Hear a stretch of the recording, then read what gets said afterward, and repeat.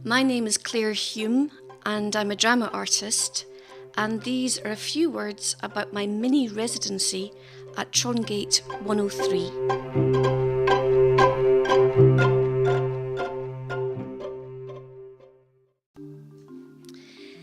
Everyone at Trongate 103.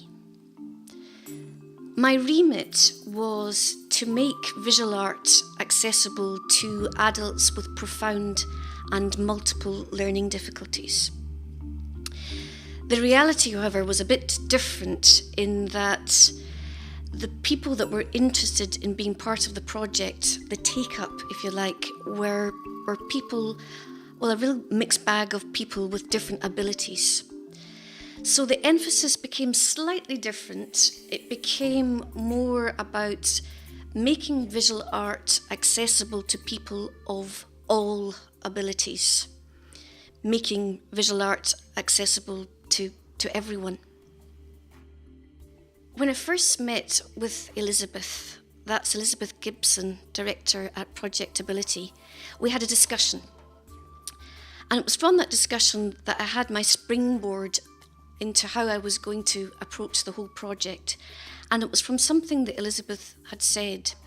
And she told me that this group called Aspire, this was a group of adult artists with learning difficulties, they would come into the building, along the hallway, take the elevator to the third floor, come into Projectability space, create their art, then get back into the elevator, down along the hallway and out of the building, and they weren't visiting any of the gallery spaces below.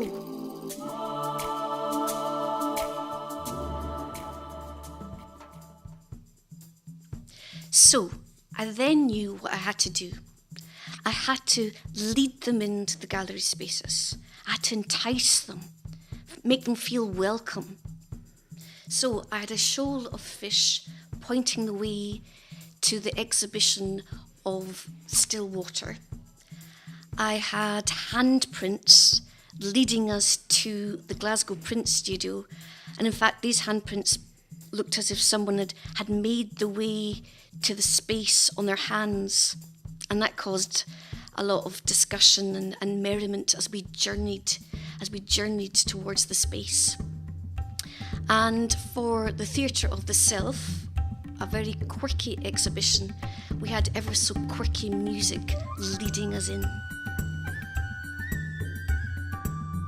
And now we were in the space, and I didn't want to just abandon them. I wanted to make them feel comfortable. In fact, I wanted to make them feel more than comfortable. I wanted them to feel empowered, to feel that they had a right to be there, that this was their space. They could be free to roam or to stay still, whatever they wanted. And for that, I used different drama exercises that we use as actors to claim the space. So we made ourselves as big as possible, as wide as possible. We made ourselves really steady on our feet, and we really made that space ours. And now we get to the crux of the matter. Now we get to the bit where we really have to make a connection with the art on the walls.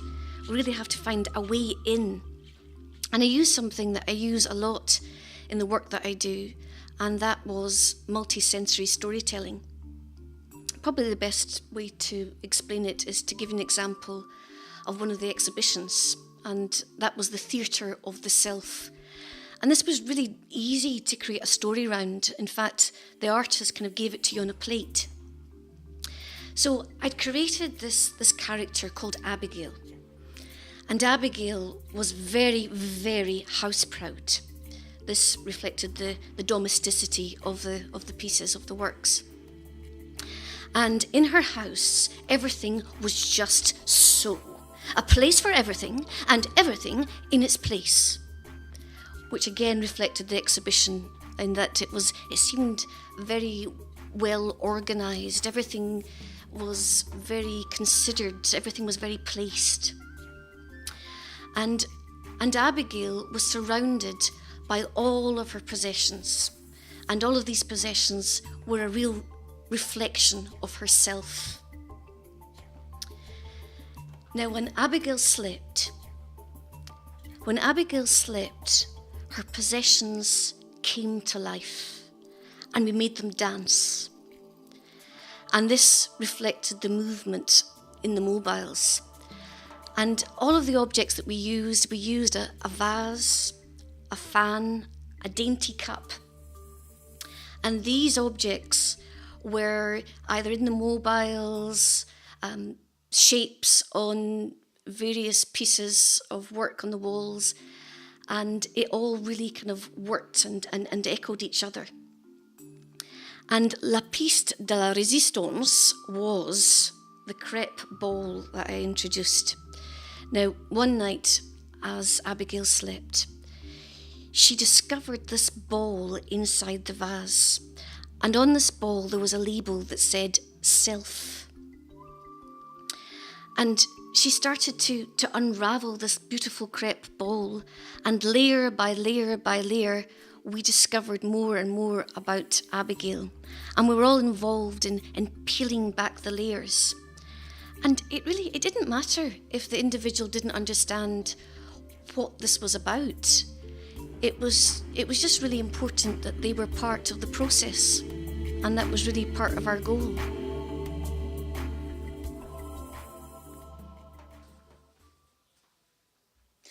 And now we come to the final day, the last session. Now, up until now, I have really held everyone really close to me. I've been in charge of the whole thing. I've decided what we go to see, when we see it. I've been asking questions, I've been prompting. But now it was time just to let go and let the group explore the space for themselves. So I'd created all the building blocks.